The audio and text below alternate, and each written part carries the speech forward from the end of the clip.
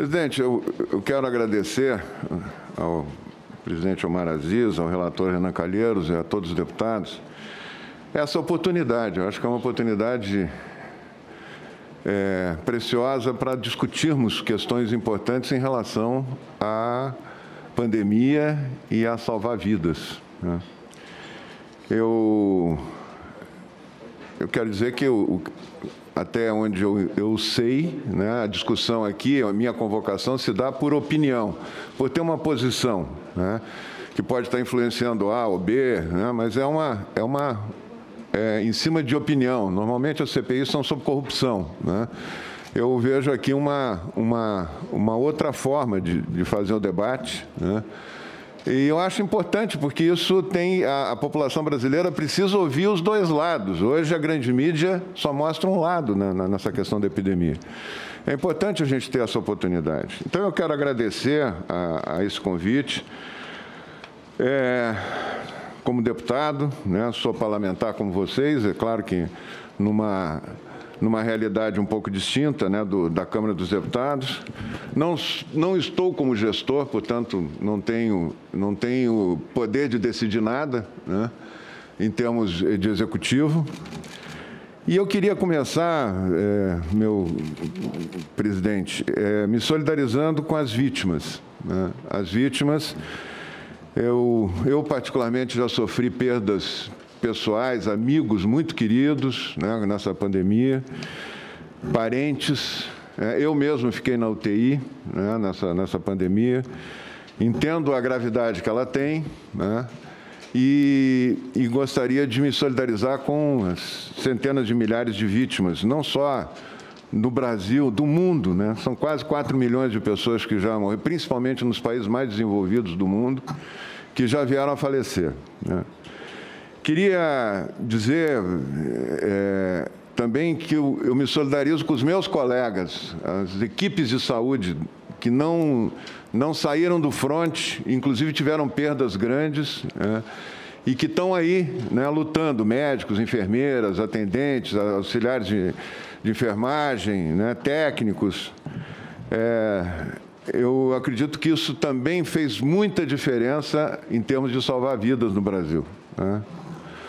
Queria me solidarizar com a parcela da população enorme que nunca parou de trabalhar. E não podia parar de trabalhar, senão nós íamos morrer de fome, antes de qualquer vírus.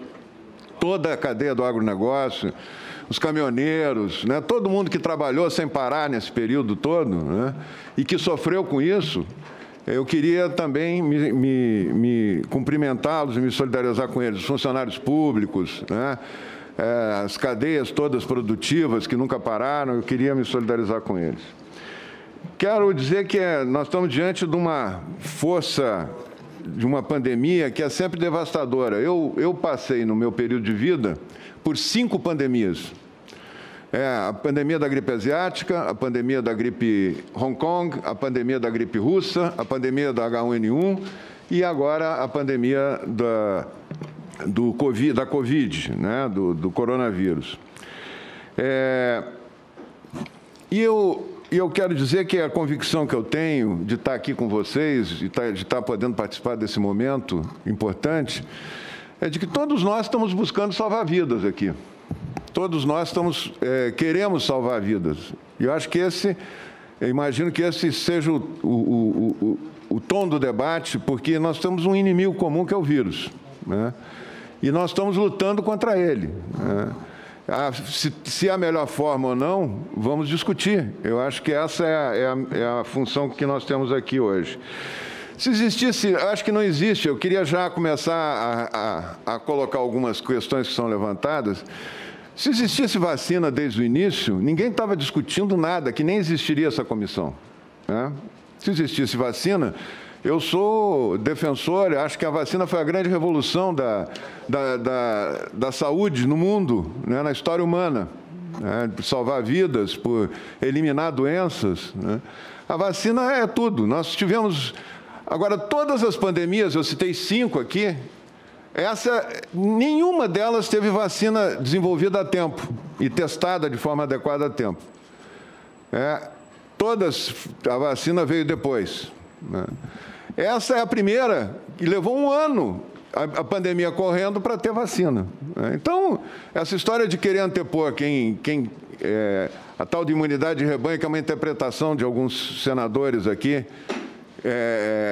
do que significa, eu quero, depois vou explicar isso, ela não existe nenhuma proposta aqui de deixar a população se contaminar livremente, nunca se fez isso. Imunidade de rebanho é uma consequência. A imunidade de rebanho é como terminam todas as pandemias. É o resultado final, quando chega um percentual da população, por vacina, nesse caso vai ser importante a vacina, ou não, pelo contágio que o vírus causa, vai chegar a um percentual que termina com a pandemia. Senão, não vai terminar, né? Esse é a grande questão. Desde o início, se fizeram previsões apocalípticas, né, em cima de projeções matemáticas do Imperial College, que assustou a humanidade. Assustou muito a humanidade. E assustou e criou um efeito, né, de manada, vamos dizer assim, em decisões em cascata de governantes, fechando tudo, trancando tudo, em cima de uma proposta que era de supressão. A proposta do Imperial College, que fez essa previsão apocalíptica, de morrer 40 milhões, 50 milhões, ia ser pior que a gripe espanhola, foi a supressão. O que é a supressão? A supressão é trancar todo mundo em casa por 18 meses, eu tenho os textos do Imperial College, e até encontrar vacina. Ora, minha gente, isso é uma proposta, como muitas propostas que estão sendo feitas, são fora da realidade.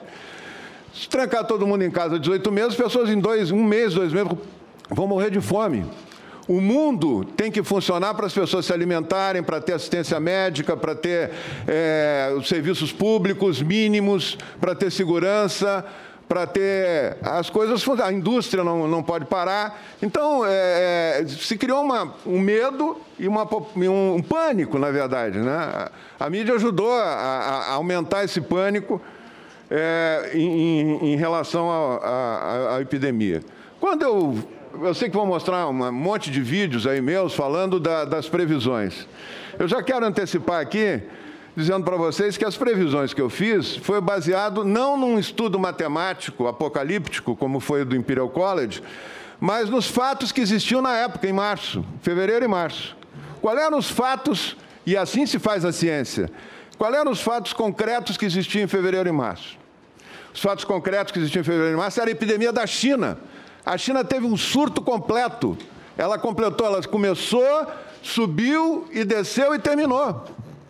Tem 4 mil mortos na China até hoje. Era o surto que tinha na época para ser analisado.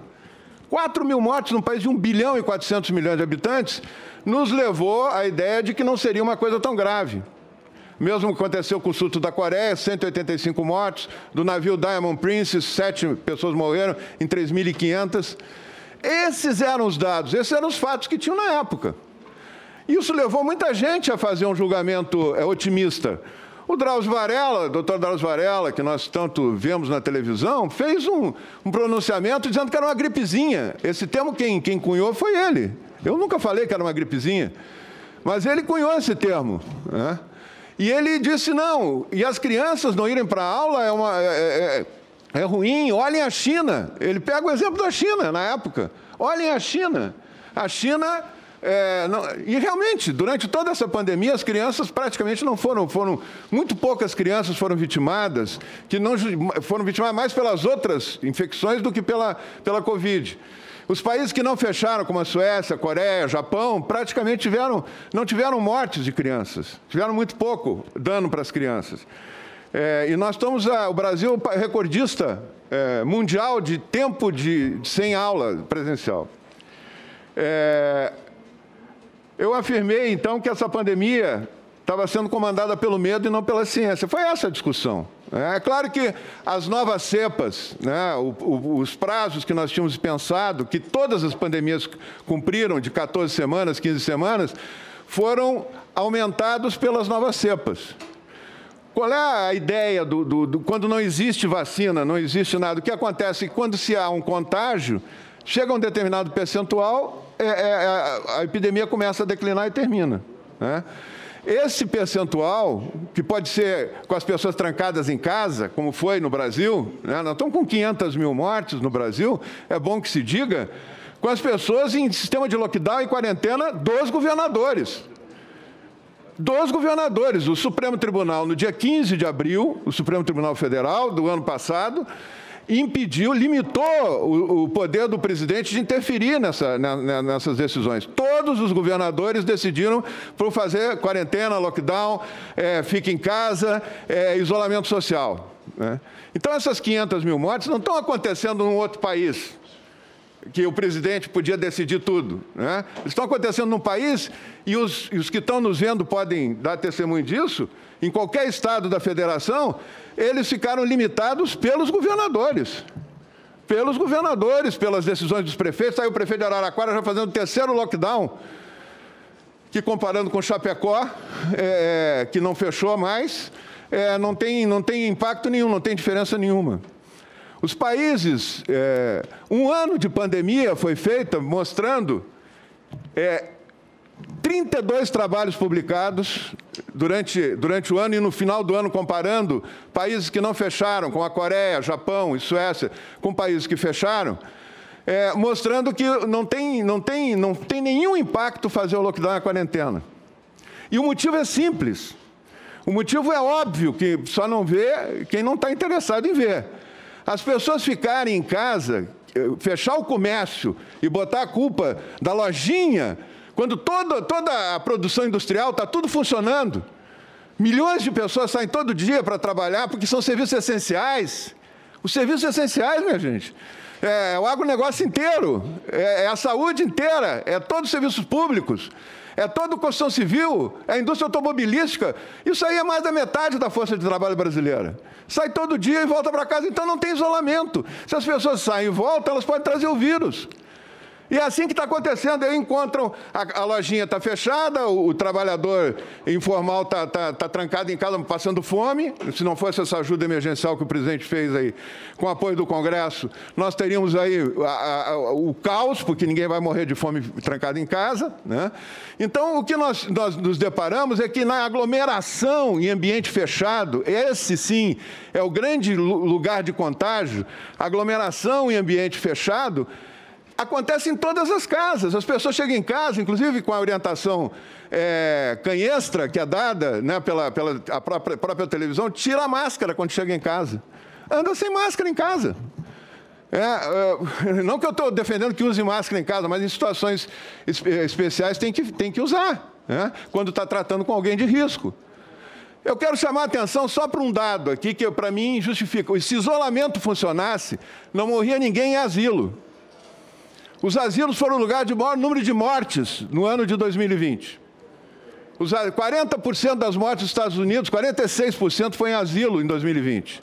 80% das mortes no Canadá, 70% da Suécia, que não fechou nada, orientou, lava as mãos, guarda a distância. Ninguém está propondo todo mundo ficar se abraçando e se contaminando. Isso não existe. Isso é uma invenção para tentar deturpar um argumento, né? O que nós estamos dizendo o que a Suécia fez, o Japão fez, a Coreia fez, foi fazer o que sempre se fez em pandemias. Sempre se fez em pandemias. As pessoas guardam distância, tem protocolos de segurança no trabalho, na escola, as escolas não fecham. Nos Estados Unidos chegaram a dar aula na epidemia da gripe asiática no inverno, ao ar livre. As crianças não pararam É um absurdo as crianças brasileiras serem as crianças do mundo mais tempo sem aula presencial. Nenhum país importante do mundo, mesmo os que fizeram quarentena e lockdown, ficaram mais de 90 dias com as escolas fechadas. Nós estamos há 300 dias com as escolas fechadas. Isso não tem justificativa científica, minha gente. Não tem argumento científico que explique isso. Então, o pânico das previsões catastróficas pautou os governadores e pautou a vida das pessoas. Será que alguém aqui não teve constrangimento e não seguiu? No começo, inclusive, as pessoas seguiam cegamente isso. Depois começaram a ver, mas isso não está funcionando, está morrendo igual as pessoas. O contágio está acontecendo igual. 15 segundos. Nós temos que trabalhar para reduzir o contágio. Então, genocida, o presidente é genocida, e o presidente da Argentina, que fechou tudo, trancou tudo, e tem proporcionalmente 420 mil mortos na Argentina. Esse aqui, o presidente nosso não teve poder de decidir nada, ele não teve a caneta na mão. O da Argentina teve, e morreram, então vai passar o Brasil, a Argentina está aumentando exponencialmente o número de mortes. E aí? E os países que fecharam, o Reino Unido que fechou, o Reino Unido teve surtos gigantescos. Por quê? São genocidas os ministros de lá, o primeiro-ministro? É genocida o Fernandes? É genocida? Então, eu acho que nós estamos fazendo uma discussão politizada. A política infectou a ciência. A política infectou a ciência. E é essa a discussão que nós temos que fazer aqui. Eu vim para isso, eu quero contribuir. Eu, como brasileiro, não podia ficar quieto de braços cruzados e, tendo experiência nessa área, ficar quieto de braços cruzados vendo acontecer as coisas que eu considero erradas. E eu quero discutir, se eu estiver errado, eu me convenço, me deem fatos. Em Deus nós acreditamos. Os outros têm que me trazer os fatos. Muito obrigado. Deputado, só para... Só um reparo... Só um minutinho, senador Rogério. Deputado, só para lhe lembrar, a gente tem uma boa memória aqui, temos muitos dados aqui, que se alguém infectou a ciência, pode ter certeza que não foi os senadores que estão aqui, nenhum desses senadores aqui infectou a ciência. Quem primeiro começou a falar de teses que não deram resultado positivo não foi nenhum de nós aqui. O senhor começou a falar isso logo no início da pandemia, a fazer prognósticos, a falar sobre isso. Então, se alguém infectou, tenha certeza que não foi nenhum senador daqui, não. Então, a política não infectou a ciência. Alguns políticos, como Vossa Excelência, sim, infectaram a ciência. Senador Renan Calheiros. Eu só queria fazer um reparo, senhor relator, porque na Inglaterra, o primeiro-ministro foi contra o lockdown e teve que voltar atrás e correr atrás de vacina para viver a situação que está vivendo hoje. Então, a gente não pode, num momento como esse, produzir mais desinformação do que já foi produzido, que nos leva a 502 mil mortos, 817 brasileiros.